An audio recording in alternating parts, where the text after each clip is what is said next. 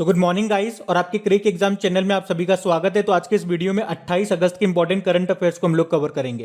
पहला प्रश्न इंपॉर्टेंट है, क्या है? अभी हाल ही में किसे राजस्थानी भाषा में साहित्य अकादमी पुरस्कार 2020 दिया गया है? तो आंसर होगा भंवर सिंह सामोर को।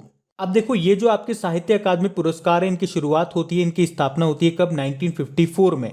कितनी भाषाओं में दिए जाते हैं भाई? आपके संविधान में कितनी भाषाएं शामिल है? 22। तो 22 भाषाओं में अंग्रेजी और राजस्थानी को भी आप मिला दो तो टोटल 24 भाषाओं में ये दिए जाते हैं। और अभी मार्च की बात है, 20 भाषाओं में ये पुरस्कार की घोषणा कर दी गई थी और तब बोला गया था कि बचे हुए 4 भाषाओं में जो पुरस्कार हैं इनको बाद में दिया जाएगा। तो अब वो 4 भाषाओं की घोषणा भी कर दी गई है, जिसमें से राजस्थानी भाषा में किसको मिला है? भंवर सिंह सामोर को, उनकी कृति संस्कृति री सनातन दीठ के लिए। जबकि नेपाली भाषा में शंकर देव ढकाल को मिला है उनकी कृति किरायको कोक के लिए। मलयालम भाषा में ओमचेरी एन पिल्लई को मिला है उनकी कृति आकस्मिक और मक्कू रिक्कुपल के लिए। उड़िया भाषा में यशोधरा मिश्र को मिला है उनकी कृति समुद्र कूल घर के लिए। तो आपसे प्रश्न में पूछा गया था संस्कृत भाषा के लिए किसको मिला है? तो आंसर होगा भंवर सिंह सामोर को।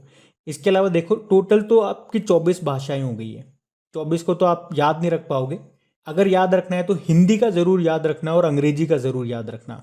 देखो, हिंदी भाषा के लिए किसको मिला था?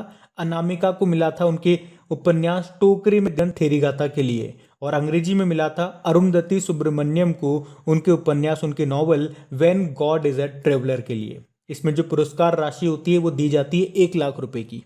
और देखो, साहित्य की बात है ना, यानी कि लिटरेचर, तो आपको याद रखना है 2020 में लिटरेचर का नोबेल पुरस्कार किसको मिला था? साहित्य का नोबेल पुरस्कार किसको मिला था 2020 में? तो आंसर होगा अमेरिका की कवयित्री थी जिनका नाम था लुईस ग्लूक को। और भारत का पहला, या यूं कह दूं कि एशिया का पहला साहित्य का नोबेल पुरस्कार किसको दिया गया था? रविंद्रनाथ टैगोर जी को। किसके लिए? गीतांजलि के लिए। तो ये पॉइंट भी ध्यान रखना, बढ़ते हैं आगे। और हाँ गाइस, 29 अगस्त को आप सभी को मिलने वाला एक शानदार गिफ्ट। कैसे? आपका एक टेस्ट लिया जाएगा। आपने कई टेस्ट दिए होंगे या सुने होंगे, उसमें कहा जाता है टॉप 3, टॉप 10, टॉप 50 या टॉप 100 स्टूडेंट्स को प्राइज मिलेगा। पर इस बार टॉपर्स को तो मिलेगा ही सही, साथ में बाकी वो सभी स्टूडेंट्स जो केवल टेस्ट देने के लिए जाते हैं, यानी कि पार्टिसिपेंट्स होते हैं, उनके लिए भी होगा एक अशॉर्ट गिफ्ट। और गिफ्ट में क्या होगा पता है? एप्पल के एयरपॉड्स, एप्पल के आईपैड, अमेजन वाउचर्स और भी बहुत कुछ। तो कैसे क्या होगा? तो टॉपर्स के अलावा 1000 पार्टिसिपेंट्स चुने जाएंगे लकी ड्रॉ के द्वारा। और सबसे अच्छी बात यह है कि ये जो टेस्ट है ये भी बिल्कुल फ्री है, मतलब आपकी जेब से कुछ नहीं जाना, बस जेब में आना ही आना है। तो 29 अगस्त को सुबह 10 बजे टेस्ट जरूर देना है, क्या पता फ्री में एप्पल के आईपैड ही मिल जाए। किस्मत आजमाने में क्या जा रहा है। तो टेस्ट का लिंक नीचे डिस्क्रिप्शन में दिया गया है, बैंक मेगा कॉम्बैट के नाम से। तो अभी वहां पे जाकर के अपना नाम एनरोल कर लो केवल, ताकि संडे को जब टेस्ट चालू होगा सुबह 10 बजे तो आपको नोटिफिकेशन मिल जाएगा। आप चाहे टेस्ट दो मत दो, एक बार टेस्ट को ओपन करके बैठ जाना, ताकि आपका नाम वहां पे पहुंच जाए, फिर बाकी आपकी किस्मत। और अगर टेस्ट को टॉप कर लेते हो तब तो 1 करोड़ रुपए की स्कॉलरशिप मिलने वाली है। तो ये फायदे वाली बात है, इसलिए जोर देके बता रहा हूं। तो उस टेस्ट को अभी जाकर के एनरोल जरूर कर लेना, फ्री में कुछ चीज आ रही है, बुरी नहीं है। और हाँ, टेस्ट को अनलॉक करने के लिए आपको एक कोड यूज करना है, क्रेक एग्जाम 10, जिससे आप फ्री में टेस्ट दे पाओगे। अभी हम बढ़ते हैं आगे। फिर बताइए, अभी हाल ही में एक T20 इंटरनेशनल मैच में 7 विकेट लेने वाली पहली पेसर कौन बन गई है? पेसर मतलब होता है तेज गेंदबाज। तो आंसर होगा फ्रेडरिक ओवरदिक। और ये किस देश की है? ये नीदरलैंड की महिला पेसर हैं। क्या नाम है? फ्रेडरिक ओवरदिक, जो पुरुष या महिला क्रिकेट के इतिहास में एक T20 इंटरनेशनल में 7 विकेट लेने वाली पहली क्रिकेटर बन गई है। अभी फ्रांस के खिलाफ इन्होंने ये रिकॉर्ड बनाया है। इसमें इन्होंने 4 ओवर लिए, 4 ओवर में 7 विकेट ले लिए इन्होंने, बताओ, जिसमें से 2 तो मेडन डाल दिए और मात्र 3 रन दिए। तो इनका नाम है फ्रेडरिक ओवरदिक। अच्छा, ये जो नाम लिखे ना, ये अभी न्यूज में थे। आपको पता है आईसीसी ने इस साल एक नया अवार्ड शुरू किया था, ICC player of the month, और जुलाई मंथ तक सारे अवार्ड दिए जा चुके हैं। एक बार मैं आपको सारे रिवाइज कराता हूं। जुलाई मंथ की बात करते हैं, उल्टे से चलते हैं। तो जुलाई मंथ में पुरुषों में चुना गया था बांग्लादेश के ऑलराउंडर शाकिब अल हसन को। महिलाओं में वेस्ट इंडीज की वुमेन टीम की कप्तान है स्टेफनी टेलर, उनको चुना गया था। जून की बात करेंगे, पुरुषों में चुने गए थे न्यूजीलैंड के डेवॉन कॉनवे। महिलाओं में चुनी गई थी इंग्लैंड की सोफी एक्लेस्टोन। मई महीने की बात करेंगे तो पुरुषों में चुने गए थे बांग्लादेश के मुशफिकुर रहीम, और महिलाओं में चुनी गई थी स्कॉटलैंड की प्लेयर कैथरीन ब्राइस। अप्रैल महीने की बात करेंगे तो पुरुषों में बाबर आजम चुने गए थे, पाकिस्तान के हैं ये। और महिलाओं में ऑस्ट्रेलिया की एलिसा हेली चुनी गई थी। मार्च महीने में पुरुषों में चुने गए थे भुवनेश्वर कुमार और महिलाओं में साउथ अफ्रीका की लिजेल ली। फिर फरवरी में बात करेंगे तो पुरुषों में आर अश्विन चुने गए थे और महिलाओं में इंग्लैंड की टेमी बेमॉन्ट। और जनवरी की बात करेंगे तो पुरुषों में ऋषभ पंत चुने गए थे और महिलाओं में साउथ अफ्रीका की शबनीम इस्माइल चुनी गई थी।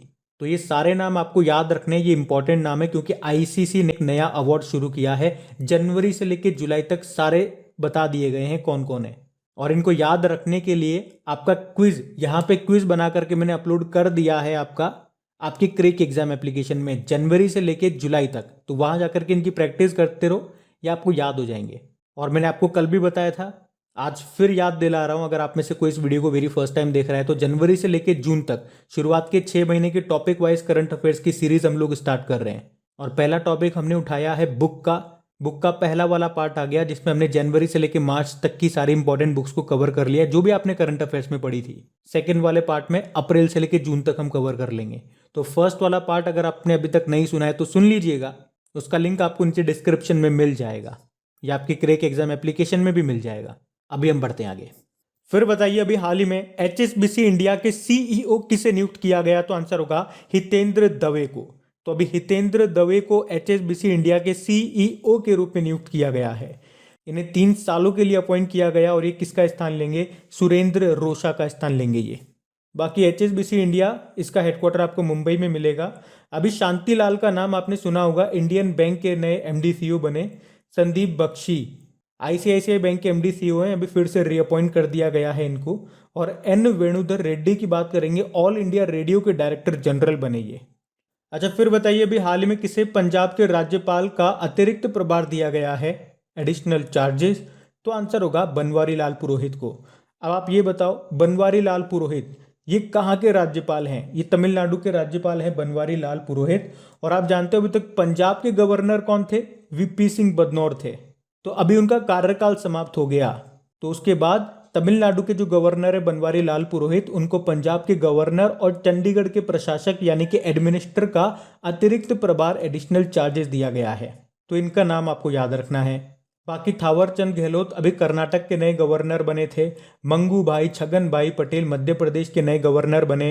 हरि बाबू कंभमपति ये मिजोरम के नए गवर्नर बने थे। मिजोरम के पहले कौन थे? श्रीधरन पिल्लई थे, जो अब गोवा के गवर्नर बन गए हैं। कुछ और राज्यों के नए गवर्नर बने थे, जैसे कि हिमाचल प्रदेश की बात करेंगे, राजेंद्र विश्वनाथ अर्लेकर बने। हिमाचल प्रदेश के पहले कौन थे? बंडारू दत्तात्रेय, वो अब हरियाणा चले गए। और हरियाणा के पहले कौन थे? सत्यदेव नारायण आर्य, वो कहाँ चले गए? त्रिपुरा में। त्रिपुरा के पहले कौन थे? रमेश बेस, वो कहाँ चले गए? झारखंड चले गए। तो ये 8 राज्यों के एक साथ अभी गवर्नर बदले गए थे, वो तो आपको याद रखने हैं। बाकी अभी 2-3 दिन पहले मणिपुर के नए गवर्नर बने, क्या नाम है उनका? एल गणेशन है। और मैं अगर आपसे पूछूं कि अभी बीएसएफ के डायरेक्टर जनरल कौन बने? पंकज सिंह बने। और कल ही हमने पढ़ा है आईटीबीपी के नए डायरेक्टर जनरल बन गए, कौन? संजय अरोड़ा बन गए। तो ये नाम भी आपको याद रखने हैं। बढ़ते हैं आगे। फिर बताइए, अभी हाल ही में दिल्ली सरकार ने किसे अपना ब्रांड एम्बेसडर बनाया? तो आंसर होगा सोनू सूद को। तो अभी एक्टर सोनू सूद को दिल्ली में आप सरकार ने देश का मेंटर्स कार्यक्रम के लिए अपना ब्रांड एम्बेसडर बनाया है। तो ये जो कार्यक्रम है देश का मेंटर्स कार्यक्रम, इसके तहत दिल्ली सरकार देश की जानी मानी हस्तियों से सरकारी स्कूलों में पढ़ने वाले बच्चों का मेंटर बनने की अपील कर रही है। सोनू सूद आपको याद होगा, अभी इन्होंने ओवरसीज एम्प्लॉयमेंट एप्लीकेशन को भी लॉन्च किया था वर्कर्स की मदद करने के लिए। अभी एसर इंडिया के भी ये ब्रांड एम्बेसडर बने थे, एसर के जो लैपटॉप आते हैं उसके लिए। पंजाब में कोरोना टीकाकरण के ये ब्रांड एम्बेसडर बने थे।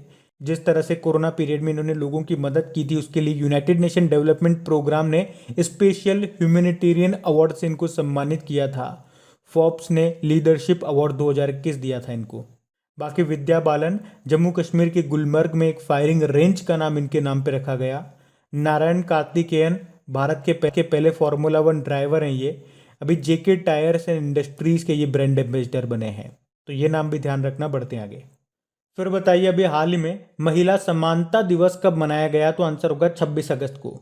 और 26 अगस्त को ही क्यों मनाते हैं हम ये वुमेन इक्वलिटी डे?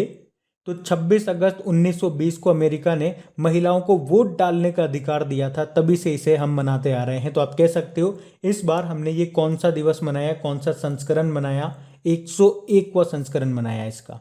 लेकिन अगर आपसे पूछा जाए एग्जाम में कि महिलाओं को वोट डालने का अधिकार सबसे पहले किस देश ने दिया था, न्यूजीलैंड ने दिया था 1893 में। महिलाओं से 2-3 डे आपको और बताता हूँ, याद रखना। एक होता है अंतर्राष्ट्रीय महिला दिवस, इंटरनेशनल वुमेन डे, 8 मार्च को मनाते हैं।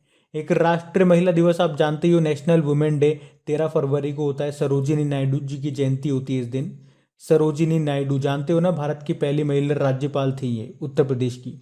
एक और याद रखो, अंतर्राष्ट्रीय ग्रामीण महिला दिवस भी होता है। वो कब होता है? वो 15 अक्टूबर को होता है। अब देखो इंपॉर्टेंट डे वाला क्वेश्चन है, तो अगस्त के अगर सारे डेज आपको याद हैं तो सीक्वेंस में लिखने की कोशिश करो कमेंट बॉक्स में जा करके, और देखो कितने कितने डेज आपको याद है और कहाँ कहाँ आप अटक रहे हो। अभी हम बढ़ते हैं आगे। फिर बताइए, हाल ही में LIC ने किस नाम से एक मोबाइल एप्लीकेशन को लॉन्च किया? तो आंसर होगा आनंद। यहाँ पे आनंद की फुल फॉर्म क्या हो गई? आत्मनिर्भर agent new business digital application.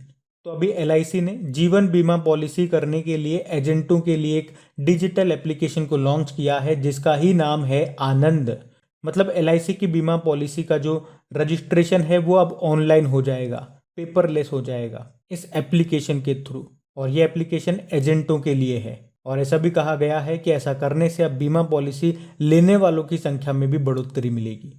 देखो LIC का हेडक्वार्टर मिलेगा आपको मुंबई में, इसके अध्यक्ष MR कुमार हैं। स्थापना होती है 1956 में। आपको याद होगा अभी LIC ने आरोग्य रक्षक स्वास्थ्य बीमा योजना भी शुरू की थी, तो वो भी याद रखना, और ये एप्लीकेशन का नाम भी। बढ़ते आगे। फिर बताइए, अभी हाल ही में स्टॉप TB पार्टनरशिप बोर्ड का अध्यक्ष कौन बन गए हैं? तो आंसर होगा मनसुख मांडविया। हमारे स्वास्थ्य मंत्री हैं, हेल्थ मिनिस्टर है ये मनसुख मांडविया, और अभी ये ही स्टॉप TB पार्टनरशिप बोर्ड के अध्यक्ष बन गए हैं। इन्होंने किसका स्थान लिया? डॉक्टर हर्षवर्धन का स्थान लिया, जो हमारे पूर्व स्वास्थ्य मंत्री थे, और अब ये 2024 तक इस पद पर बने रहेंगे। देखो TB से 2-3 पॉइंट याद रख लो। पहला तो ये, TB को खत्म करने का लक्ष्य कब का है? 2025 तक का है। और इसके लिए कौन सा अभियान है? TB हारेगा देश जीतेगा। देखो TB को तो खत्म करना है हमें 2025 तक, मलेरिया को खत्म करना है 2030 तक, और वर्ल्ड TB डे कब मनाया जाता है? 24 मार्च को मनाया जाता है। और TB के टीके का क्या नाम है? BCG, मतलब बैसिलस कैलमेट गुएरिन। और अगर आपसे पूछा जाए कि TB मुक्त होने वाला पहला यूनियन टेरिटरी कौन सा बना था, तो आंसर होगा लक्षद्वीप। और पहला जिला कौन सा बना था? जम्मू कश्मीर का बडगाम जिला TB मुक्त होने वाला पहला जिला बना था देश का। लेकिन अगर आपसे पूछा जाए कोरोना मुक्त होने वाला पहला राज्य कौन सा बना, तो आंसर होगा अंडमान निकोबार। 100% टीकाकरण वाला पहला राज्य या यूनियन टेरिटरी कौन सा बना, तो ये लद्दाख बना था। और 100% टीकाकरण करने वाला पहला गांव कौन सा बना था, तो ये जम्मू कश्मीर का वेयान गांव बना था। बढ़ते हैं आगे। फिर बताइए, अभी हाल ही में किस मंत्रालय ने समृद्ध कार्यक्रम को लॉन्च किया? तो आंसर होगा इलेक्ट्रॉनिक्स और IT मंत्रालय ने। यहाँ पे समृद्ध का क्या मतलब हो गया? Startup accelerator of MeitY for product innovation development and growth. और इस कार्यक्रम का, इस समृद्ध कार्यक्रम को लॉन्च करने का उद्देश्य क्या है? तो सॉफ्टवेयर प्रोडक्ट जो स्टार्टअप्स हैं उनको अपने उत्पाद, अपने प्रोडक्ट को बढ़ाने, अपने व्यवसाय, अपने बिजनेस को बढ़ाने के लिए इस कार्यक्रम को शुरू किया गया है। किसने शुरू किया? इलेक्ट्रॉनिक एंड IT मंत्रालय ने, जिसके मंत्री कौन है? इसके मंत्री वही हैं जो रेल मंत्री हैं, यानी कि अश्विनी वैष्णव हैं। देखो पोर्टल से आपको याद आएगा, अभी social justice and empowerment ministry ने बुजुर्गों के लिए सेज पोर्टल लॉन्च किया था। Social justice and empowerment minister कौन है? डॉक्टर वीरेंद्र कुमार है। अभी इन्होंने ही तपस पहल भी शुरू की थी, और प्रधानमंत्री दक्ष पोर्टल को भी लॉन्च किया था। उसके अलावा भिखारियों के लिए स्माइल योजना भी इन्होंने शुरू की थी। अभी आदि प्रशिक्षण पोर्टल ये लॉन्च किया था किसने? जनजातीय मंत्रालय ने, जिसके मंत्री हैं अर्जुन मुंडा। और देखो IT मिनिस्ट्री से आपको याद होगा, ये अक्टूबर, इस साल अक्टूबर में देश के पहले इंटरनेट गवर्नेंस फोरम की मेजबानी करेगा हमारा IT मंत्रालय।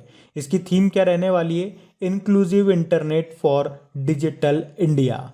तो ये भी याद रखना। बढ़ते आगे। फिर बताइए, हाल ही में पंजाब सरकार ने आयुष्मान भारत सर्वत्र सेहत बीमा योजना के लिए किस संगठन को चुना है? तो आंसर होगा SBI जनरल इंश्योरेंस। तो अभी आयुष्मान भारत सर्वत्र सेहत बीमा योजना के लिए पंजाब सरकार ने SBI जनरल इंश्योरेंस को चुना है। तो ये इस योजना में पात्र परिवारों को सालाना 5 लाख रुपए का कैशलेस स्वास्थ्य बीमा कवर देगी। देखो, एसबीआई जनरल इंश्योरेंस का हेडक्वार्टर मिलेगा आपको मुंबई में, और इसके वर्तमान में सीईओ कौन है? प्रकाश चंद्र कांडपाल हैं। और वैसे एसबीआई बैंक के चेयरमैन कौन है? दिनेश कुमार खारा हैं। बाकी एचडीएफसी बैंक की बात करेंगे तो अभी green sustainable and deposit scheme इन्होंने लॉन्च की थी। आईसीआईसीआई बैंक की बात करेंगे तो स्विफ्ट जीपीआई इंस्टेंट सुविधा इन्होंने शुरू की है, और ऐसा करने वाला भी विश्व का दूसरा और एशिया का पहला देश बन गया। बाकी एक्सिस बैंक अभी वीआर एंड पे कॉन्टेक्टलेस पेमेंट वेयरेबल डिवाइस को इन्होंने लॉन्च किया था, तो ये पॉइंट भी ध्यान रखना। बढ़ते हैं आगे। फिर बताइए, अभी हाल ही में ओ चंद्रशेखरन का निधन हो गया। इनका संबंध किससे था? फुटबॉल से। तो भारत के पूर्व फुटबॉलर थे ये ओ चंद्रशेखरन, जिन्हें केरल में ओलंपियन चंद्रशेखरन के नाम से भी जाना जाता है। अभी इनका निधन हो गया। तो अब बात करेंगे कल के वीडियो में पूछे गए प्रश्न के उत्तर की। तो कल के वीडियो में आपसे क्या पूछा था? टोक्यो पैरालंपिक में भारत के नए ध्वजवाहक कौन बन गए हैं? तो आंसर होगा टेकचंद। इनका संबंध किस खेल से है? भाला फेंक से। और किसके स्थान पे इनको बनाया गया? मरियप्पन थंगावेलु के स्थान पे, जो कि हाई जंपर है। और कारण मैंने आपको कल डिटेल में बता ही दिया था। और गाइज, वीकली करंट अफेयर्स वाले वीडियो में अगस्त महीने के तीसरे वाले हफ्ते का वीकली करंट अफेयर्स वाला पार्ट कल शाम को अपलोड कर दिया था। अगर नहीं देखा तो वो भी देख लेना, और वो बुक वाला सेशन है वो भी कवर कर लेना। और हाँ, मानता हूँ आप में से कुछ स्टूडेंट्स कह रहे हैं कि लिखने में दिक्कत आती है, आप लोगों को लिखना वगैरह कुछ है, तो ऑडियो सुनने में ठीक है, लेकिन लिखने में अगर वीडियो होता तो मज़ा आ जाता। तो ठीक है, आपकी ये बात भी मैं स्वीकार करता हूँ। तो वीडियो भी आपको अवेलेबल हो जाएगा, लेकिन जब तक के लिए आप इसे ऑडियो को सुन लीजिए, वीडियो भी आपको अवेलेबल करा देंगे। और अब अगर मेरी बात से आप खुश हो कि हाँ आपको वीडियो मिलने वाला है, तो एक तो ऑडियो ज़रूर सुनना, और उसे सुनने के बाद लाइक करके उसको दोस्तों के साथ शेयर ज़रूर करना, ताकि मुझे भी आप लोगों के लिए मेहनत करने में मज़ा आए। और इस वीडियो को भी लाइक और शेयर ज़रूर करना है। Thank you guys.